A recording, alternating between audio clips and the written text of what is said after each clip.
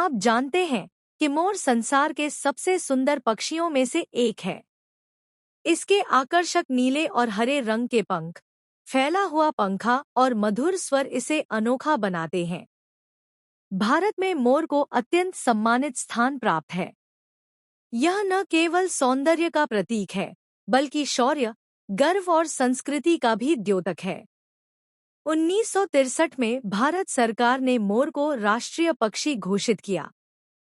इसका कारण था इसका भव्य और अनोखा रूप, भारतीय संस्कृति और धर्म में गहरी जड़ें, सर्वत्र लोकप्रियता, भारत के लगभग हर हिस्से में इसकी उपस्थिति। हिंदू धर्म, मोर भगवान श्री कृष्ण के मुकुट में सजता है। कार्तिकेय, मुरुगन सुब्रह्मण्य का वाहन भी मोर है। बौद्ध धर्म, मोर को शुद्धि और अमरता का प्रतीक माना गया है। जैन धर्म, मोर कई तीर्थंकरों के चित्रों में दर्शाया गया है। मोर का नृत्य, विशेषकर वर्षा ऋतु में, लोगों को अत्यंत आनंदित करता है। जब यह अपने रंग-बिरंगे पंख फैलाकर नाचता है, तो मानो प्रकृति स्वयं उत्सव मना रही हो। भारतीय गांवों में मोर को लेकर अनेक लोकगीत और कहानियां प्रचलित हैं। मोरनी बागा में बोले जैसे गीतों ने इसे लोकप्रिय बना दिया। आज मोर की संख्या घटने लगी है।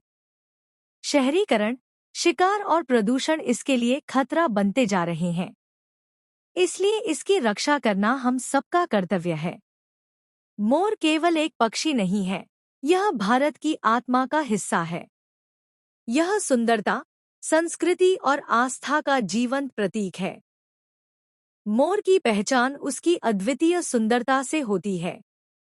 उसकी शारीरिक बनावट, रंगीन पंख, चलने का अंदाज और नृत्य सभी उसे अन्य पक्षियों से अलग करते हैं। इस भाग में हम मोर की संरचना, विशेषताएं और प्राकृतिक जीवन शैली का विस्तार से अध्ययन करेंगे। मोर का शरीर औसतन 90 से 120 सेंटीमीटर लंबा होता है। नर मोर की लंबाई उसकी पूंछ के पंखों के कारण 200-225 सेंटीमीटर तक पहुंच सकती है।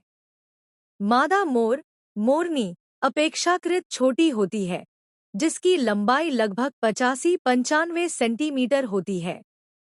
नर मोर के शरीर पर गहरा नीला और हरा रंग चमकता है। गर्दन का नीला रंग धूप में चमकदार दिखाई देता है। मादा मोर का रंग हल्का भूरा या धूसर होता है, जिससे वह घास और पेड़ों के बीच आसानी से छिप जाती है। नर मोर की सबसे बड़ी विशेषता उसकी लंबी और रंगीन पूंछ, ट्रेन, है। इस पूंछ में लगभग 200-250 पंख होते हैं। पंखों पर बने आंख जैसे गोल निशान, आई स्पॉट्स, इसे अत्यंत आकर्षक बनाते हैं। जब मोर इन पंखों को फैलाकर नृत्य करता है, तो यह आधे गोल के समान एक छत्र जैसा दृश्य प्रस्तुत करता है। रंग नीला, हरा, चमकदार, भूरा, धूसर। पूंछ के पंख लंबे, रंगीन, आंख जैसे निशान छोटे, साधारण। आकार बड़ा और लंबा, छोटा और हल्का। स्वर ऊंची और तीखी, थोड़ी धीमी। आकर्षण, नृत्य और पंख फैलाना सरल और सादगीपूर्ण। मोर की आंखें तेज और गहरी भूरी होती हैं। यह बहुत दूर तक देख सकता है और शिकारियों को तुरंत पहचान लेता है। इसकी दृष्टि रात में कमजोर होती है, इसलिए यह अधिकतर दिन में सक्रिय रहता है। मोर की चोंच छोटी लेकिन मजबूत होती है। इसका उपयोग यह कीड़े मकोड़े, अनाज और छोटे जीव पकड़ने में करता है। पैरों में तेज नाखून होते हैं, जो आत्मरक्षा में मदद करते हैं।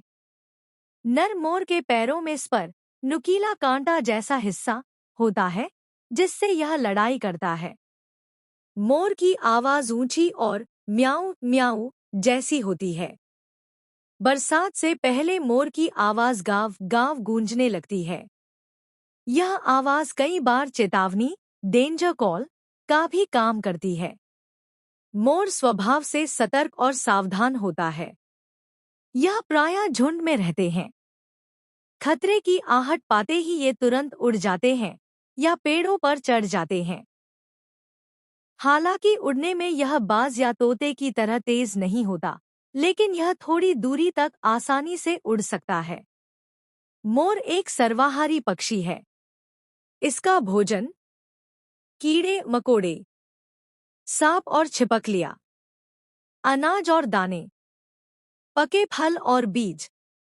मोर को सांप पकड़ते हुए देखा गया है, इसलिए इसे किसान का मित्र माना जाता है। प्रातःकाल यह भोजन की तलाश में निकलते हैं। दोपहर में पेड़ों की छाया में आराम करते हैं। शाम को फिर भोजन करते हैं और रात में ऊंचे पेड़ों पर बैठकर सो जाते हैं।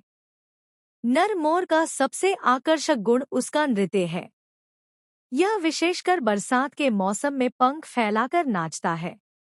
नृत्य का मुख्य उद्देश्य मादा मोरनी को आकर्षित करना होता है।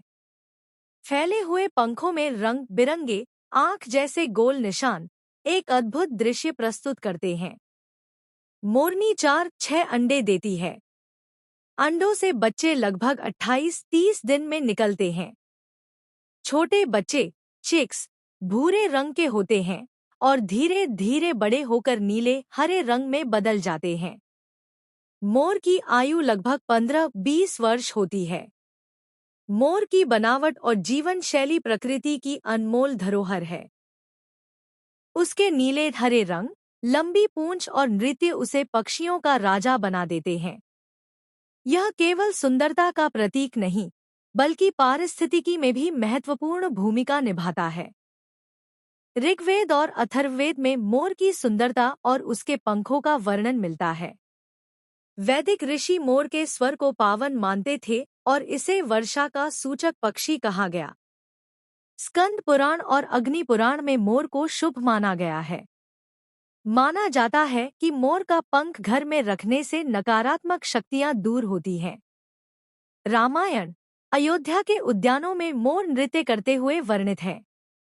महाभारत, भगवान श्री कृष्ण के मुकुट में मोरपंख का उल्लेख है। भगवान कृष्ण के मुकुट में सजने वाला मोरपंख उनका आभूषण और पहचान बन गया। मोरपंख को ज्ञान, सौंदर्य और शांति का प्रतीक माना जाता है। वृंदावन की गलियों में आज भी मोर स्वतंत्र रूप से घूमते हैं और कृष्ण लीला से जुड़े उत्सवों में विशेष स्थान रखते हैं। दक्षिण भारत में भगवान कार्तिकेय, मुरुगन, का वाहन मोर है। युद्ध देवता कार्तिकेय को शौर्य और साहस का प्रतीक माना जाता है। मोर पर आरूढ़ कार्तिकेय की प्रतिमा दक्षिण भारत के हर मंदिर में देखने को मिलती है। बौद्ध धर्म, मोर को अमरता और शुद्धि का प्रतीक कहा गया है। बौद्ध ग्रंथों में मोर को मयूर कहा गया है और यह बुद्ध की शिक्षाओं में भी स्थान रखता है। जैन धर्म, कई तीर्थंकरों की मूर्तियों के नीचे मोर की आकृति बनाई जाती है, जो शांति और सरलता का प्रतीक है। राजस्थान, मध्य प्रदेश और गुजरात की लोक कथाओं में मोर का विशेष स्थान है। कई लोकगीतों में मोर और मोरनी का संवाद दर्शाया गया है। राजस्थानी लोकगीत केसरिया बालम आओनी पधारो म्हारे देश में मोर की पुकार का जिक्र है। भारतीय संस्कृति में मोर को मानसून का दूत माना जाता है। जब बरसात से पहले मोर नाचता है तो लोग समझ जाते हैं कि वर्षा आने वाली है। गांवों में किसान इसे शुभ संकेत मानते हैं। अजंता एलोरा की गुफाओं में मोर की चित्रकारी दिखाई देती है। मुगल चित्रकला में अकबर और जहांगीर के समय मोर को विशेष रूप से चित्रित किया गया।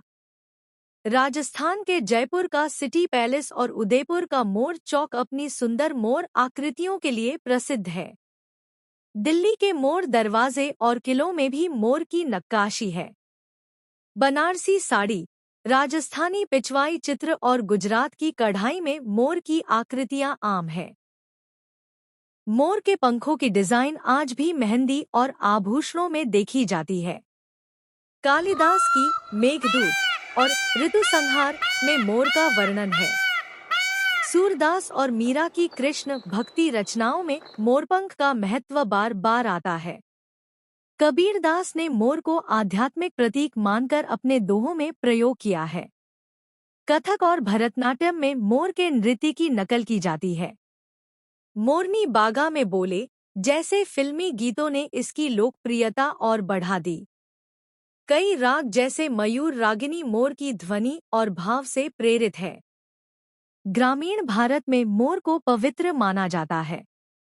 लोग मानते हैं कि मोर के घर के आसपास रहने से सांप बिच्छू नहीं आते। मोर के पंख को बच्चे की किताबों में रखना शुभ माना जाता है। भारतीय संस्कृति में मोर का स्थान केवल एक पक्षी का नहीं, बल्कि आस्था, कला, धर्म और सौंदर्य का प्रतीक है। चाहे भगवान कृष्ण का मुकुट हो, कार्तिकेय का वाहन हो, लोकगीत हो या मंदिरों की नक्काशी, मोर हर जगह भारतीय जीवन का हिस्सा बनकर जीवित है। भारत मोर का मूल निवास स्थान है। उत्तर से लेकर दक्षिण तक लगभग हर क्षेत्र में मोर पाया जाता है। विशेष रूप से राजस्थान, मध्य प्रदेश, उत्तर प्रदेश, गुजरात, महाराष्ट्र, ओडिशा और दक्षिण भारत के जंगलों में मोर बड़ी संख्या में रहते हैं। राजस्थान को मोरों का राज्य कहा जाता है क्योंकि वहां गांव मोर देखने को मिलते हैं। जयपुर, उदयपुर, जोधपुर और बीकानेर के आस-पास के इलाकों में मोर बहुतायत से पाए जाते हैं। यहाँ मोर को गांव का प्रहरी कहा जाता है क्योंकि उनकी आवाज से लोग सतर्क हो जाते हैं। उत्तर प्रदेश और हरियाणा के खेतों और बागों में मोर खूब देखे जाते हैं। दिल्ली और उसके आसपास के जंगलों में भी इनकी संख्या बड़ी है। तमिलनाडु और कर्नाटक के मंदिर क्षेत्रों में मोर विशेष रूप से पूजे जाते हैं। भगवान कार्तिकेय का वाहन होने के कारण यहाँ मोर को पवित्र माना जाता है। मोर केवल भारत तक सीमित नहीं है। इसकी कई प्रजातियां अलग अलग देशों में पाई जाती हैं। भारत के दक्षिण में स्थित श्रीलंका में मोर बड़ी संख्या में रहते हैं। इन्हें वहां मोनारा कहा जाता है और बौद्ध संस्कृति में इनका विशेष स्थान है। नेपाल के तराई क्षेत्रों और भूटान की घाटियों में भी मोर देखने को मिलते हैं। म्यांमार का हरा मोर, ग्रीन पी फाउल, प्रसिद्ध है। इसे वहां राजसी पक्षी माना जाता है। थाईलैंड, लाओस, वियतनाम और कंबोडिया में भी हरे मोर पाए जाते हैं। इन देशों के मंदिरों और कला में मोर की आकृतियां मिलती हैं। मोर को प्राचीन काल में भारत से अफ्रीका और यूरोप ले जाया गया। ग्रीस और रोम में मोर को राजसी पक्षी माना गया। आज भी इंग्लैंड, फ्रांस और स्पेन के महलों और बगीचों में मोर पाले जाते हैं। यूरोपीय उपनिवेशवादियों ने मोर को अमेरिका और ऑस्ट्रेलिया में पहुंचाया।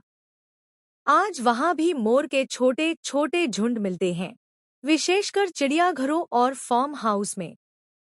दुनिया में मोर की 3 प्रमुख प्रजातियां मानी जाती हैं। इंडियन ब्लू पी फाउल, पावो क्रिस्टेटस। यह भारत और श्रीलंका में पाया जाता है। नीला गला और रंगीन पूंछ इसकी पहचान है। यही भारत का राष्ट्रीय पक्षी है। ग्रीन पी फाउल, पावो म्यूटिकस। यह म्यांमार, थाईलैंड और कंबोडिया में मिलता है। इसका शरीर हरे रंग का होता है। यह विलुप्ति की कगार पर है। Congo peafowl, Afropavo congensis. यह अफ्रीका के कांगो जंगलों में पाया जाता है। यह नीले हरे रंग का होता है, लेकिन इसकी पूंछ भारतीय मोर जैसी बड़ी नहीं होती। मोर का प्राकृतिक निवास स्थान। मोर खुले जंगलों, खेतों और घास के मैदानों में रहना पसंद करता है। यह उन क्षेत्रों में पनपता है जहां पास ही जलस्रोत, पेड़ और खुले मैदान हों। गांवों और खेतों में इसे आसानी से देखा जा सकता है। मोर गर्म और उष्णकटिबंधीय ट्रॉपिकल जलवायु में अच्छे से जीते हैं। यह ठंडे इलाकों में बहुत लंबे समय तक नहीं रह सकते। मानसून का मौसम इनके लिए सबसे प्रिय होता है। प्राचीन यूनान और रोम में मोर को भारत से ले जाया गया। ग्रीक देवताओं की कहानियों में मोर का उल्लेख मिलता है। मुगल काल में भी मोर को बगीचों और महलों में पाला जाता था। मोर केवल भारत का राष्ट्रीय पक्षी ही नहीं, बल्कि पूरी दुनिया की सांस्कृतिक धरोहर है। भारत इसका मूल घर है, लेकिन यह एशिया, अफ्रीका, यूरोप और अमेरिका तक पहुंच चुका है। भारतीय नीला मोर सबसे प्रसिद्ध है, जबकि हरा और कांगो मोर भी अपनी विशेषताओं के कारण अद्वितीय हैं।